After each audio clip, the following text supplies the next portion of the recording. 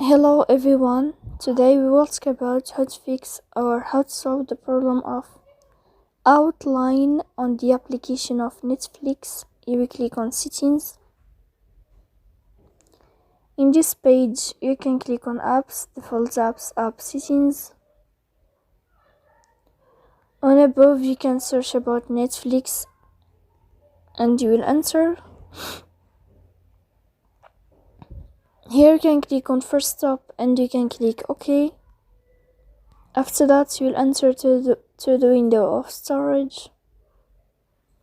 Here you can click on clear cache. In the end you can turn off your Wi-Fi and you can turn on your Wi-Fi again. So please don't forget to support us by like and subscribe. See you next time in another video and thank you for your attention.